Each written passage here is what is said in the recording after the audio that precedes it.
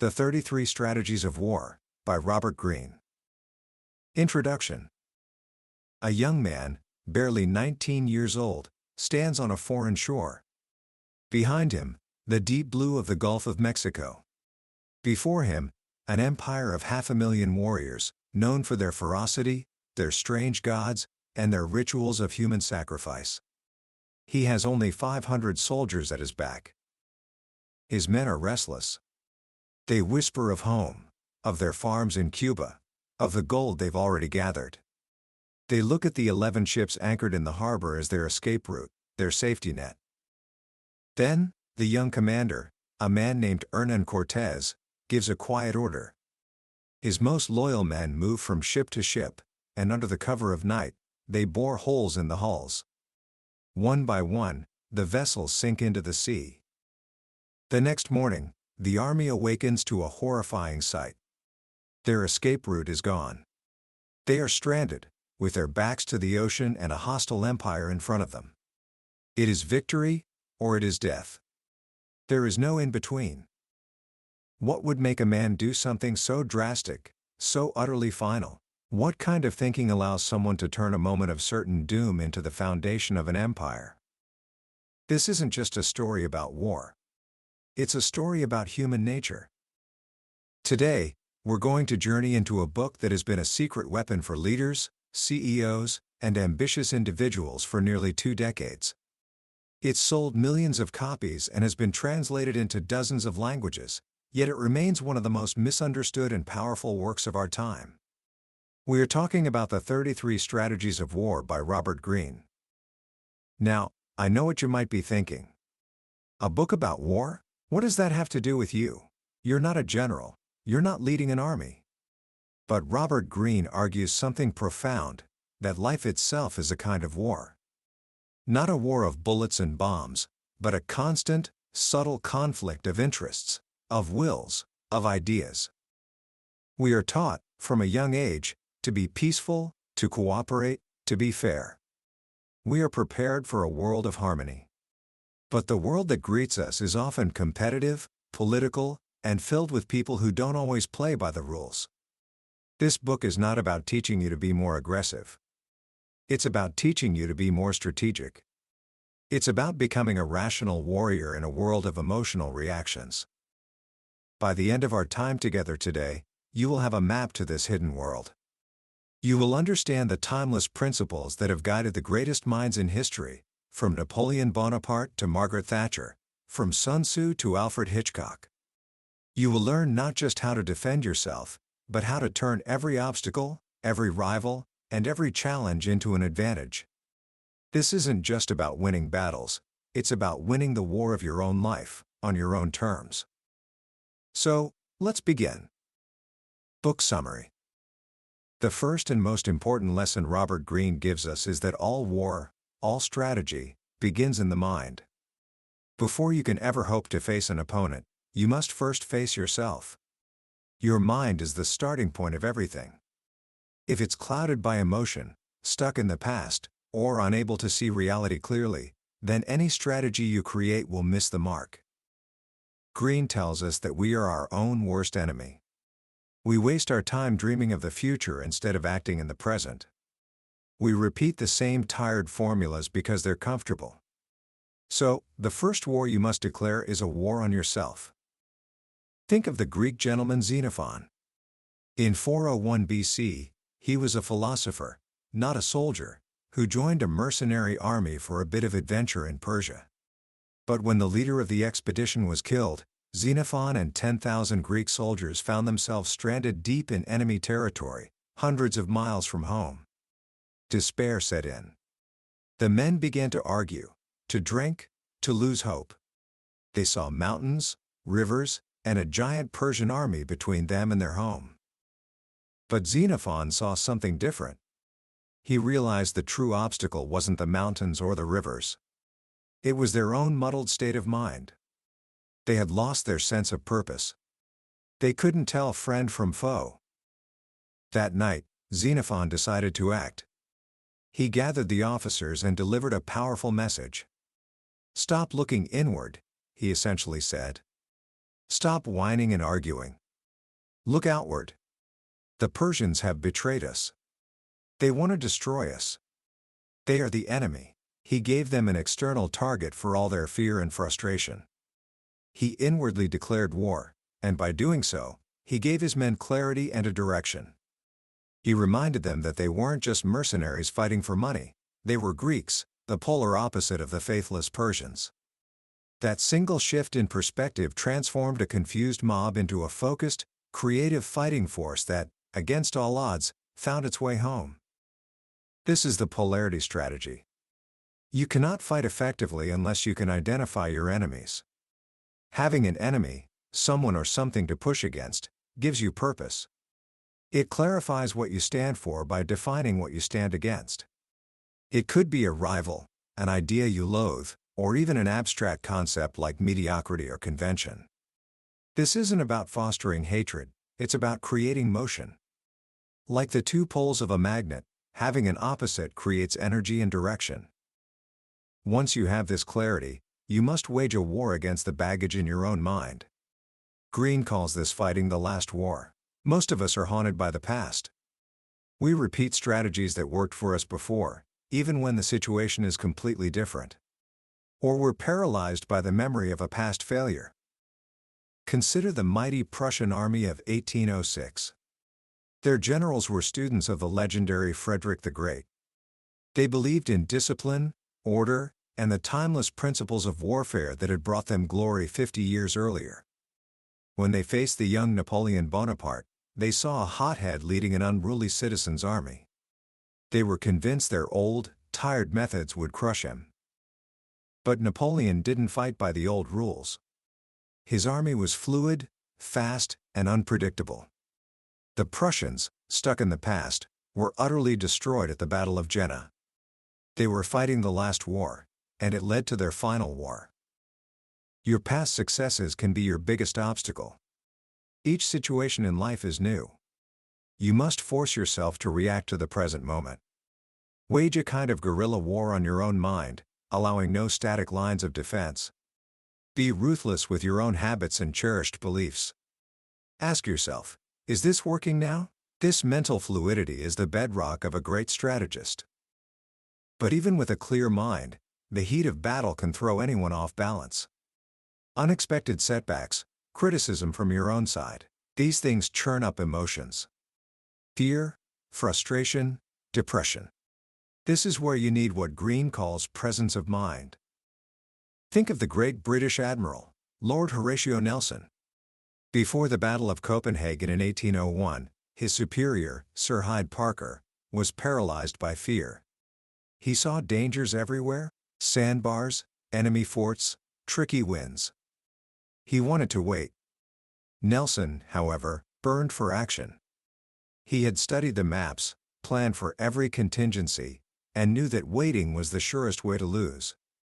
His confidence was so powerful that it energized the other captains and even swayed the hesitant Sir Hyde. During the battle, things got tough. The British fleet took heavy fire. Seeing this, Parker, from a safe distance, hoisted the signal flag for a full retreat. A lieutenant pointed it out to Nelson. But Nelson, in the thick of the fight, could feel the tide turning. He knew his men were close to breaking the Danish defenses. He famously raised his telescope to his blind eye and said, "I really do not see the signal." He ordered his own flag, engaged the enemy more closely, to be kept flying. His captains, torn between two orders, chose to follow the man who was in the fire with them. An hour later, the Danes surrendered. Presence of mind isn't the absence of fear. It's the ability to act decisively and confidently despite fear. It's a counterbalance to our emotional weakness. When things get chaotic, you must force yourself to be more determined, more focused. This toughness is built through experience. You have to expose yourself to adversity, to face down your fears, to learn to detach from the chaos. Let others lose their heads, your presence of mind will be your guiding star. And this brings us back to Hernán Cortés, standing on that beach in Mexico, his ships burning. With that single, dramatic act, he put his men on what Greene calls death ground. He had cut off all ties to the past. There was no escape route, no safety net. The men's minds, once filled with dreams of home and easy gold, were now completely focused on the present. They had only two options: conquer the Aztec Empire or die a horrible death. This created a sense of urgency and desperation that multiplied their strength. A small band of 500 men fought with the ferocity of an army 10 times its size. They were no longer dreaming of the future. They were engaged, fully and completely, in the now. You are your own worst enemy. You have escape routes in your mind, a job you can fall back on, a relationship that's comfortable but unfulfilling, the idea that you have limitless time. These are your ships in the harbor. They divide your attention and your energy. The death ground strategy is about metaphorically burning those ships. Put yourself in situations where you have too much at stake to waste time. Cut your ties to what's holding you back. When your back is against the wall, you will fight like you've never fought before. Mastering this internal war, finding your enemy, clearing your mind, staying calm under pressure, and creating a sense of urgency, is the foundation of all strategy. But once you've put your own house in order, you must learn to lead others. And that brings a whole new set of challenges. Leading any group is a minefield. People have their own agendas. If you're too bossy, they'll resent you and find subtle ways to rebel. If you're too easygoing, they'll drift back to their natural selfishness, and you'll lose control. This is the challenge of organizational warfare. You have to create what Greene calls a chain of command where people feel a sense of participation, but you never lose unity of command. The vision and the ultimate decisions must come from you. Think of General Sir Ian Hamilton at the disastrous Gallipoli campaign in World War I. His strategy for taking the Suvla Bay was brilliant. But he failed to account for the men who had to execute it. His commander on the ground, General Stopford, was old, timid, and terrified of making a mistake. Hamilton, being a gentleman, gave his orders in polite, vague terms. He told Stopford to take the high ground as soon as possible. Stopford, filtering this through his own fear, heard it as if possible. That order got watered down even further as it went down the chain of command. The result? The British troops landed at Suvla Bay and then sat on the beach. They waited for more orders. They consolidated their position. Meanwhile, the Turkish reinforcements rushed to the high ground. A golden opportunity was lost, and thousands of lives were wasted. The lesson is brutal. A brilliant strategy is worthless without an effective command structure. Your orders must be clear and inspiring. You must adapt your leadership style to the people you are leading. Vagueness at the top becomes chaos at the bottom. The master of this was General George C. Marshall, the architect of America's victory in World War II. When he took over the U.S. War Department, it was a dysfunctional mess of egos, feuds, and waste. Instead of trying to fight every battle himself, Marshall operated by a kind of remote control. He found the most promising young officers, men like Dwight D. Eisenhower, and he cloned himself in them. He trained them to think like he did, to share his values of efficiency and integrity. Then he placed them in key positions. He streamlined the organization, cutting away the layers of bureaucracy. He insisted on clarity. Reports that were too long went unread. He communicated his wishes indirectly, making his officers think for themselves. He never had to shout. A simple look of boredom was enough to signal his displeasure. Through this light touch, he transformed the entire U.S. Army. He ruled without appearing to rule. People followed his lead without feeling bullied. That is the ultimate in control. But a good organization is more than just a clear chain of command. In the modern world, the critical elements are speed and adaptability. You have to be able to move and make decisions faster than the enemy. This is where Napoleon's genius truly shines. Before Napoleon, armies were slow, lumbering beasts. They moved as one giant, unified mass. But Napoleon revolutionized this. He broke his Grande Army into smaller, independent groups called corps. Each corps was a miniature army, with its own cavalry, infantry, and artillery, led by one of his trusted marshals. He would give them a clear mission, and then let them accomplish it on their own. This created what Greene calls controlled chaos. Instead of one slow-moving line, Napoleon's army was a swarm of fast, flexible units. They could disperse to confuse the enemy, then rapidly converge on a single point to deliver a devastating blow. In 1805, at the Battle of Ulm, this system completely bewildered the Austrian general Karl Marx. He saw French forces appearing in so many places at once that he became paralyzed by uncertainty. He surrendered his entire army of 60,000 men without a major fight. The lesson is powerful: decentralize your forces. Break your teams into smaller, independent groups. Give them a mission, infuse them with the spirit of the campaign, and then let them run. You will gain in mobility and creativity what you might lose in absolute control. But even the best organized team will fall apart without morale. The secret to motivating people, Greene says, is to get them to think less about themselves and more about the group. You have to transform your war into a crusade. Involve them in a cause, something bigger than their own self-interest. Make them see their survival as tied to the success of the army as a whole. Create a group myth, a story of past victories and shared sacrifices that they will be proud to live up to. And you must lead from the front. Let your soldiers see you in the trenches, sharing their dangers. When Lyndon B. Johnson was building his political machine, he worked his staff to their absolute limit. But they never resented him, because he worked harder than any of them. His energy was contagious. A motivated army can work wonders. Napoleon famously said that in war, the moral is to the physical as 3-1. He meant that the fighting spirit of his troops was more important than their numbers or their weapons. With motivated soldiers, he could defeat an army 3 times the size of his own. Once your own mind is sharp and your team is a well-oiled machine, you are ready to engage the enemy. But how you engage is everything. The most obvious path is often the most foolish. This brings us to the core of Greene's strategic thinking, the dance between offense and defense.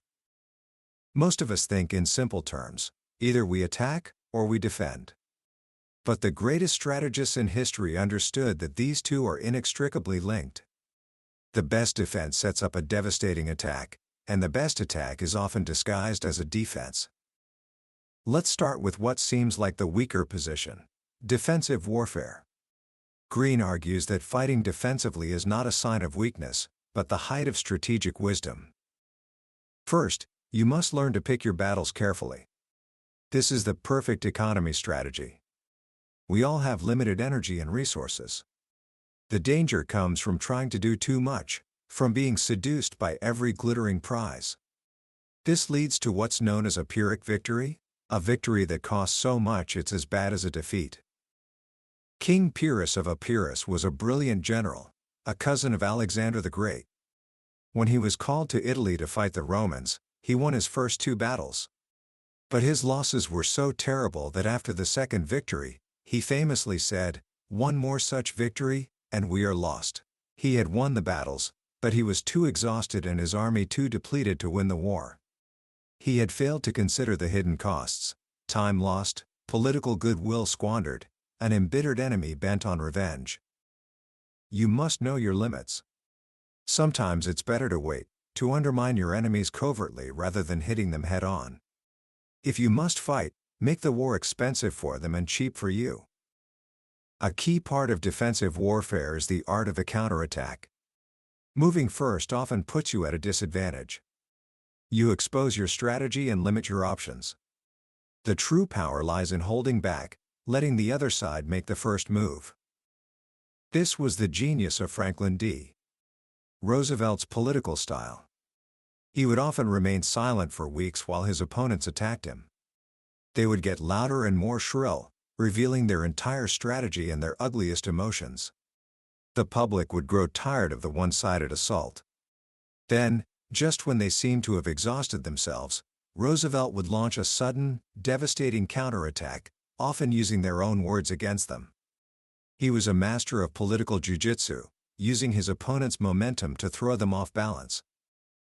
If your opponents are aggressive, you must learn to bait them into a rash attack. Let their impatience and eagerness be the tools of their own downfall. Of course, the best way to fight off aggressors is to keep them from attacking you in the first place. This is the art of deterrence. You have to create the impression of being more powerful than you are. Build up a reputation. You're a little crazy. Fighting you isn't worth it. You take your enemies with you when you lose. Stonewall Jackson, the great Confederate general, was a master of this. During the Shenandoah Valley Campaign, he commanded a tiny force of just 3,600 men. But he used them with such boldness and unpredictability that the Union leaders, including President Lincoln, became convinced he was leading a massive army. His strange, rapid marches created a fog of uncertainty. They couldn't figure out his intentions. Was he about to attack Washington? The fear he created was so great that the Union diverted over 60,000 troops to deal with him, troops that were desperately needed for the main assault on the Confederate capital. Jackson created a bogeyman out of a laughably small army. He controlled his enemy's perceptions, and that gave him power far beyond his numbers. Sometimes, though, you face an enemy so strong that even a counterattack or deterrence won't work. In these moments, you must master the most difficult strategy of all, the art of non-engagement. Retreat is not a sign of weakness, but of strength. When Mao Zedong and his communist army were on the verge of being annihilated by the far superior nationalist forces, he didn't try to fight a hopeless battle.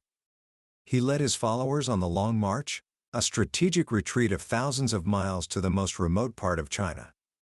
He traded space for time. The nationalists couldn't follow him there.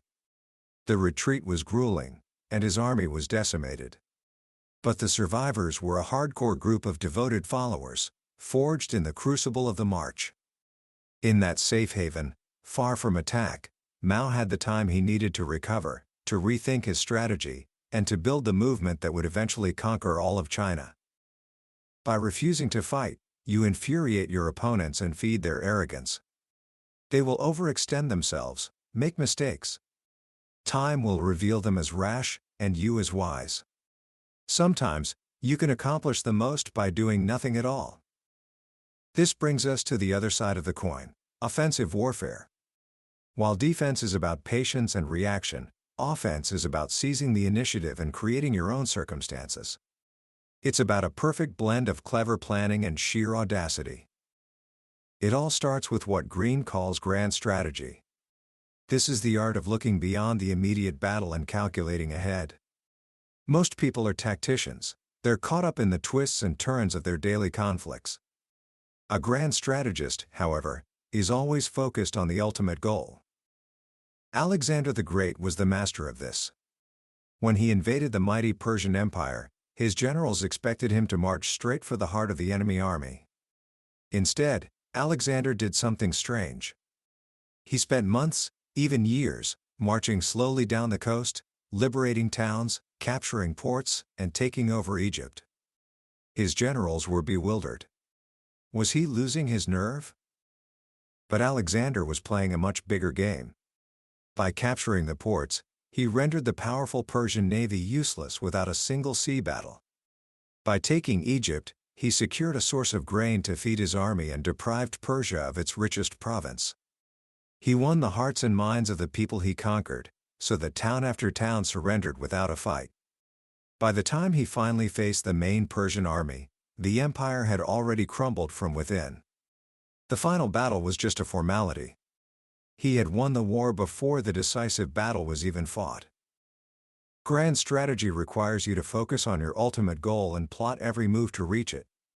Let others get caught up in their little victories. Grand strategy will bring you the ultimate reward, the last laugh. To craft such a strategy, you must know your enemy. Not just his army, but his mind.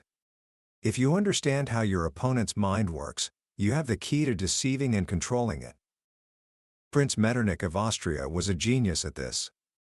When he faced Napoleon, he knew he could never defeat him on the battlefield. So he targeted Napoleon's mind. Metternich recognized the emperor's deep insecurity, his craving for acceptance by the old European aristocracy. He played on this weakness. He arranged for Napoleon to marry an Austrian archduchess, making him feel like a legitimate monarch. He became Napoleon's trusted friend and confidant. And all the while, he was gathering intelligence, learning Napoleon's secrets, and quietly rebuilding Austria's strength. He used a friendly embrace to choke his enemy. You must train yourself to read people, to pick up the unconscious signals they send. Find their psychological weaknesses, their insecurities, their uncontrollable emotions, and you can unhinge their minds. Once you have a plan, you must strike with overwhelming speed and suddenness. This is the blitzkrieg strategy. In a world where most people are indecisive and overly cautious, speed gives you untold power. Genghis Khan used this to conquer the vast empire of Kharizm. He began with a slow setup. He deliberately lost the first small battle, lulling the Shah into a state of arrogant complacency. Then came the quick. He launched a series of dizzying, rapid attacks that seemed to come from every direction at once. The final blow came when his army appeared out of nowhere, having secretly crossed an impassable desert. The Shah's forces were paralyzed by panic and confusion. The sudden, unanticipated blow has the biggest impact. As you advance, you must constantly work to control the dynamic. Don't just react to your opponent's moves, get them to react to yours. This involves what Greene calls forcing strategies. The great German general Erwin Rommel, the Desert Fox, was a master of this. In North Africa, he was always outnumbered and undersupplied. But he kept his British opponents constantly on their heels with his relentless, unpredictable attacks. His tanks were in perpetual motion, appearing on their flank one moment, in their rear the next. He created dilemmas for them. If they moved to defend one point, they exposed another. The British were always reacting, always one step behind. Their minds became exhausted, and they made endless mistakes. You must maneuver to control your opponent's minds. Push their emotional buttons. Compel them to make mistakes. If you control the overall direction of the battle, anything they do will play into your hands. A key part of this is to hit them where it hurts. This is the center of gravity strategy. Every person, every army, has a source of power on which it depends. It could be their wealth, their reputation, a key ally, a particular skill. This is their center of gravity, the hub that holds their entire structure together. Hitting them there inflicts disproportionate pain. When the Roman general Scipio Africanus was tasked with defeating Hannibal, he didn't attack Hannibal's invincible army in Italy. That was like focusing on a boxer's punch. Instead, Scipio looked for the legs that held him up. He realized Hannibal's power depended on his bases in Spain and, ultimately, on the wealth and support of his home city, Carthage. So Scipio attacked Spain, cutting off Hannibal's supplies. Then he invaded Carthage itself, forcing Hannibal to leave Italy to defend his homeland. Scipio never beat Hannibal at his own game, he just took the game away from him by knocking out the pillars of his power. When you look at your rivals, search below the surface. Find what they most cherish and protect. That is where you must strike. Never be intimidated by an enemy's appearance. A large, formidable opponent can be broken down. This is the divide and conquer strategy. The Athenians used this brilliantly at the Battle of Marathon. Facing a massive Persian invasion force, they knew they couldn't win a direct fight. But when the Persians made the mistake of dividing their army, sending their cavalry by sea to attack Athens directly, the Athenians seized the moment. They launched a surprise attack on the remaining infantry force at Marathon. Having defeated that smaller part, they then raced back to Athens, arriving just in time to face the Persian fleet. The Persians, seeing the bloodied Athenian soldiers ready for another fight, lost their nerve and sailed home. When you face a large problem, break it into smaller, defeatable parts. When you face a powerful group, sow dissension from within. Look for the joints that hold the structure together, and attack them. And when you do attack, never go straight at them. A direct attack stiffens resistance. This is where the turning strategy comes in. Distract your opponent's attention to the front, then attack them from the side, their soft flank, where they least expect it. Napoleon was the master of this. He would pin his enemy's army with a feint attack, making them focus all their attention forward. Meanwhile, he would march the bulk of his army on a wide, hidden arc to appear on their flank or in their rear. The psychological shock of seeing an enemy army where it shouldn't be was devastating. It would cause panic and collapse.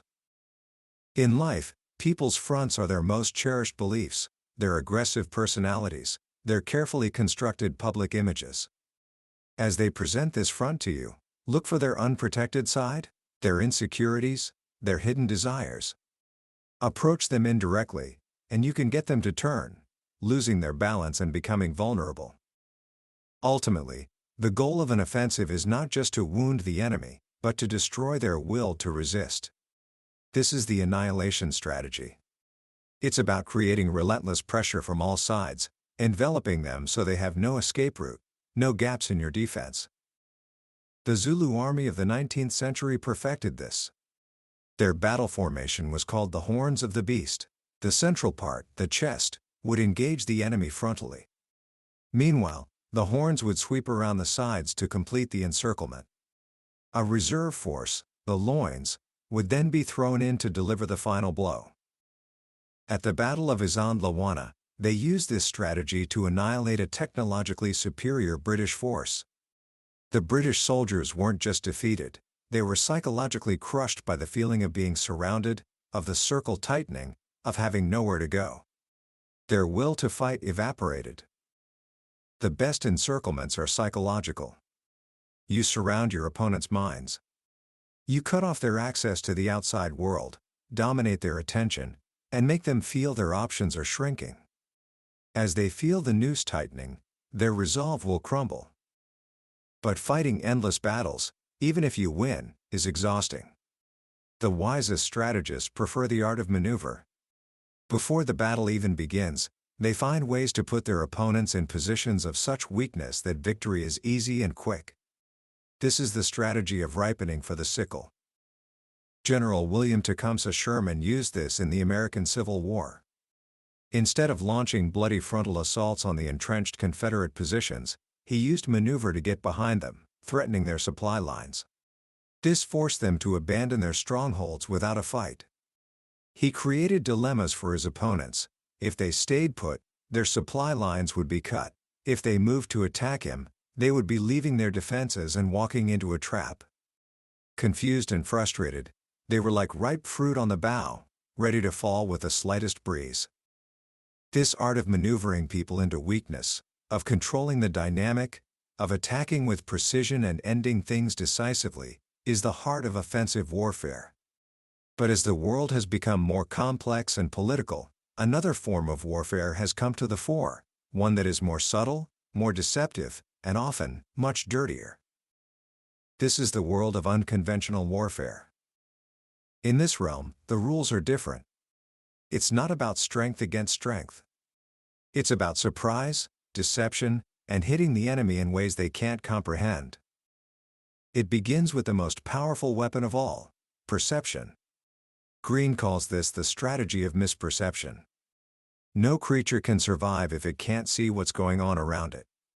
Your goal is to make it hard for your enemies to know what's real. People's perceptions are filtered through their emotions. They see what they want to see. You must learn to feed their expectations, to manufacture a reality that matches their desires.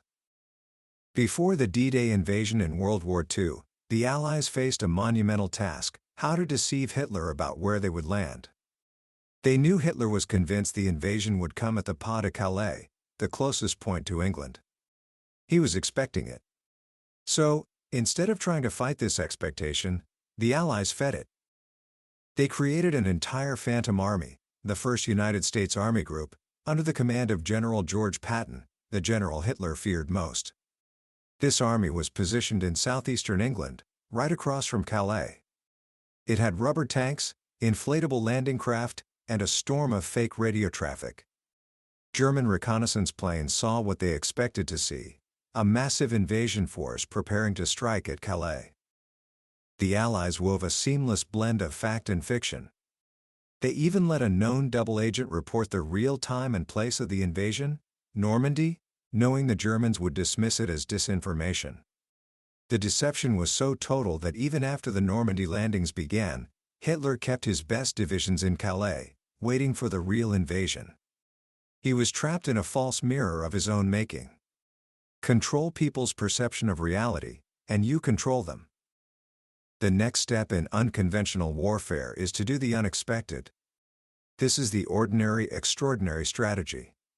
People expect your behavior to conform to known patterns. Your task is to upset those expectations. The great samurai Miyamoto Musashi was a master of this. Before a duel with the proud swordsman Sasaki Ganryu, he did everything to infuriate and confuse his opponent. Ganryu fought with a famously long, beautiful sword. He arrived on time for the duel, dressed impeccably. Musashi showed up hours late, in a dirty little boat. He had a dirty towel tied around his head. And for his weapon, he had carved a sword out of a spare wooden oar, a crude weapon, but longer than Ganryu's. Ganryu, enraged by this disrespect, threw his scabbard on the sand. Musashi smiled. "You have just sealed your doom," he said. What victor on earth would abandon his sheath to the sea?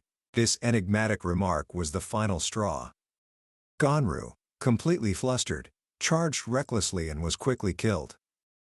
First, do something ordinary to fix their image of you. Then, hit them with the extraordinary. Sometimes, as General Ulysses S. Grant showed by cutting his army off from its own supply lines, the most ordinary seeming action is in fact the most extraordinary, because it's the last thing anyone expects. In a political world, you must also learn to occupy the moral high ground. This is the righteous strategy. The cause you are fighting for must seem more just than the enemy's. By questioning your opponent's motives and making them appear evil, you narrow their base of support. Martin Luther did this brilliantly in his war against the Catholic Church. He didn't just argue theology, he attacked the Pope's lavish lifestyle, the hypocrisy of the cardinals, the selling of indulgences. He framed the conflict as a moral crusade against a corrupt and worldly power. The more the Church attacked him with force, the more righteous he appeared. He made himself the underdog, the victim, and it won him the hearts of the German people. When you come under moral attack, don't whine or get angry. Fight fire with fire. Sometimes, the best way to fight is to give your enemy nothing to attack. This is the strategy of the void, the essence of guerrilla warfare. Most people find the feeling of emptiness, silence, isolation, non-engagement, intolerable. When Napoleon invaded Russia in 1812, he expected to fight a decisive battle. But the Russian army just kept retreating, drawing him deeper and deeper into the vast, empty Russian landscape. They burned the crops, destroyed the villages. Napoleon's massive army was chasing a phantom. The lack of a target, the sheer emptiness, was more destructive than any army. Frustrated and exhausted, Napoleon's Grande Army was destroyed by the Russian winter and the void. Be dangerous but elusive. Give your enemies no target. Watch as they chase you into nothingness, exhausting themselves and losing their minds in the process. Unconventional warfare is also about leveraging others. This is the alliance strategy. The best way to advance your cause is to get others to do your dirty work, to fight your wars. King Louis XI of France, the Spider King, was a master of this. To destroy his powerful rival, Charles the Bold of Burgundy, he didn't fight him directly. Instead, he secretly funded the fierce Swiss army and then cleverly maneuvered Charles into attacking them. The Swiss, fighting on their own mountainous terrain, crushed the Burgundian army and killed Charles. Louis achieved his greatest victory without losing a single French soldier. While you are building your own network of shifting alliances, you must work to sow dissension in the alliances of your enemies. Weaken them by isolating them. The greatest dangers, however, often come not from external enemies, but from your supposed colleagues and friends. These are the rivals who pretend to work for the common cause while scheming to sabotage you. To defeat them, you must practice the art of one-upmanship. General Ulysses S. Grant faced this with General John McClernand, a politically connected rival who was trying to steal credit for the Vicksburg campaign. Grant never confronted him directly. Instead, he gave McClernand enough rope to hang himself. He knew McClernand was vain and had a hot temper. He set subtle traps, pricked his ego, and maneuvered him into situations where his ambition and incompetence would be exposed. McClernand, feeling defensive and insecure, would lash out, write angry letters to Lincoln, and complain to journalists. In the end, his own self-destructive tendencies led to his downfall, leaving Grant's hands perfectly clean. Instill doubts in your rivals. Bait them into overreacting. Make them hang themselves. If you make your moves too big and too obvious, you create envy and suspicion. A sharp rise to the top is dangerous. Often, the best solution is to take small bites. This is the fait accompli strategy. You swallow little territories, playing on people's short attention spans. Charles de Gaulle used this to build the Free French movement from nothing.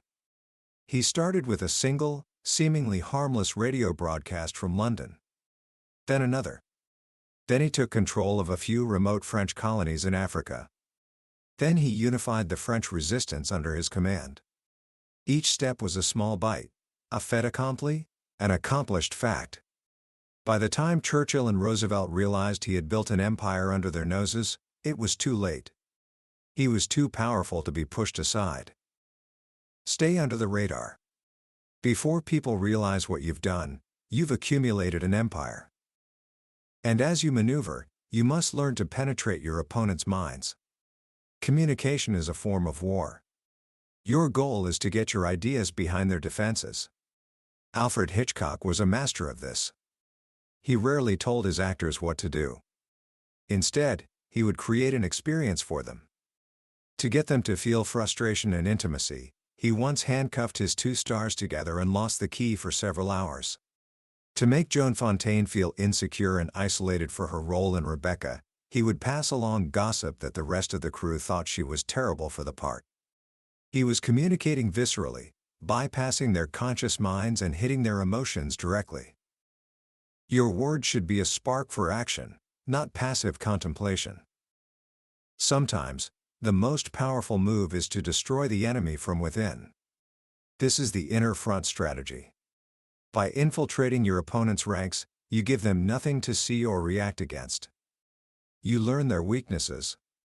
You sow dissension. During World War II, Admiral Wilhelm Canaris was the head of the Abwehr, Hitler's military intelligence agency. But secretly, he despised Hitler and was working to bring down the Third Reich. From his position at the very heart of the German war machine, he fed Hitler false intelligence, discouraged him from winning strategies like the invasion of England, and protected a network of conspirators. He did more damage to the Nazi cause than an entire enemy army could have. To take something you want, don't fight those who have it. Join them. Then, either slowly make it your own, or wait for the moment to stage a coup. No structure can stand when it rots from within. The most effective form of aggression is often the best hidden one. This is passive aggression. You seem to go along with people, offering no resistance. But in reality, you are dominating the situation. Mahatma Gandhi used this to perfection against the British Empire. His Salt March was a masterpiece of passive aggression. The issue, attacks on salt, seemed trivial, almost laughable to the British. They let him march, not wanting to look like bullies by arresting a saintly old man. But the march gathered momentum, its religious symbolism stirred the Indian masses, and it became a powerful symbol of defiance. The British were paralyzed. If they used force against peaceful protesters, they would look like tyrants and lose the moral high ground. If they did nothing, they would look weak. Gandhi had trapped them with their own ambivalence and guilt. Make your opponents feel guilty for even thinking of attacking you. You dominate by seeming to submit. Finally, we come to the most extreme and disturbing strategy of all: the use of terror. Terror is the ultimate way to paralyze a people's will to resist. Its goal is not battlefield victory, but causing maximum chaos and provoking the enemy into a desperate overreaction.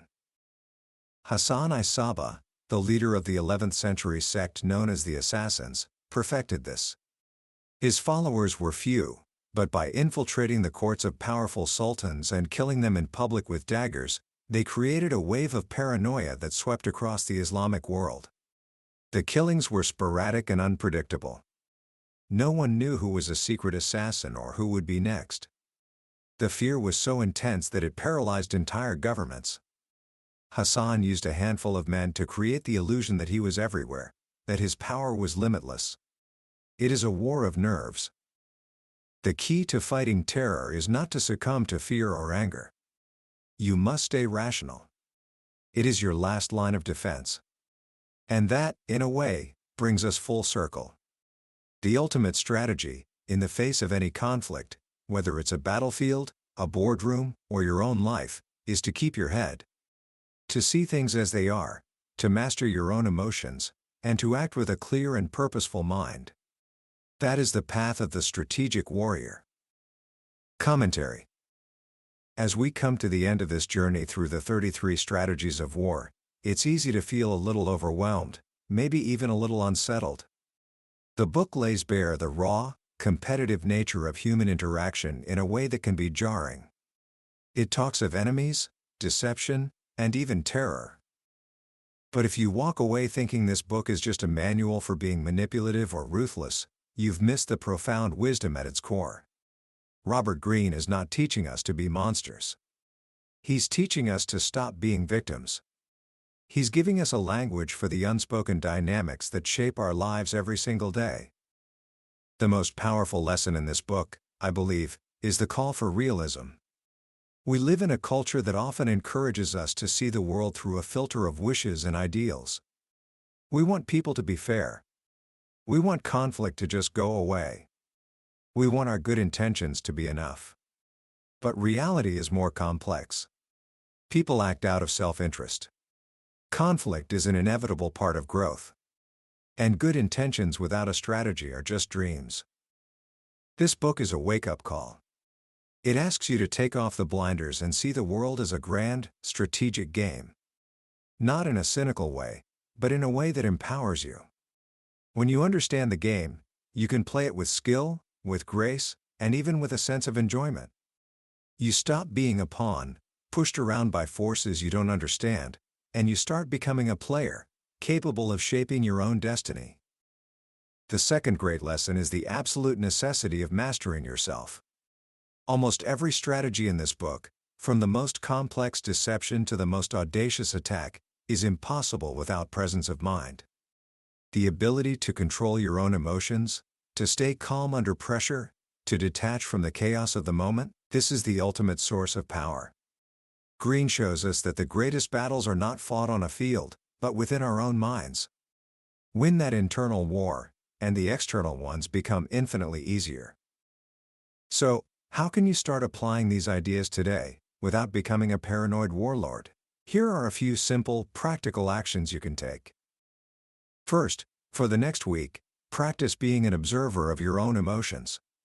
When you feel yourself getting angry in a disagreement, or frustrated by an obstacle, take a step back mentally. Don't act on the emotion. Just notice it. Ask yourself, why am I feeling this? What is triggering this reaction? This simple act of observation is the first step toward building that fortress of presence of mind. Second, pick one small, recurring conflict in your life. Maybe a difficult colleague, a nagging problem at school, or a disagreement with a family member. Instead of reacting in your usual way, stop and think 2 steps ahead. Don't just think about your next move, think about their likely response to your move. Plan for it. This simple shift from reacting to strategizing will change the entire dynamic. And third, practice strategic patience. The next time you feel the urge to jump into a conversation, to make the first move in a negotiation, or to respond immediately to a provocation, wait. Just for a few moments. Let the other person act first. Observe what happens. You will be amazed at how much you can learn, and how much power you can gain, simply by holding back. The 33 Strategies of War is not a dark book, it is a book of profound light. It shines a light on the hidden corners of human nature and gives you the tools to navigate them. It teaches that the highest form of strategy is not to crush your enemies, but to outmaneuver them so skillfully that the battle is won before it even begins. It's about achieving your goals with a minimum of effort and bloodshed, and emerging not just victorious, but wiser. That was a summary of the 33 Strategies of War by Robert Greene. We've certainly covered a lot of ground today, but I'll be honest with you, this is just the tip of the iceberg. A summary can give you the map, but it can't take you on the journey. The real magic happens when you read the book for yourself. It's in those quiet moments when a particular story or a single phrase connects with something you're going through, and a light bulb goes on. This summary is here to help you decide if this book deserves your time. If anything we've talked about today has sparked your curiosity or resonated with a challenge you're facing, I encourage you to grab a copy. Reading it isn't just about learning, it's an experience that can fundamentally change how you see the world and your place in it. You can find a link to the book in the description below. Also, if you found this summary valuable and want to continue exploring the ideas that shape the world's most successful people, please take a moment to like this video and subscribe to the channel. That way, you won't miss our next journey into another life-changing book from the billionaire's bookshelf. Let's keep growing together.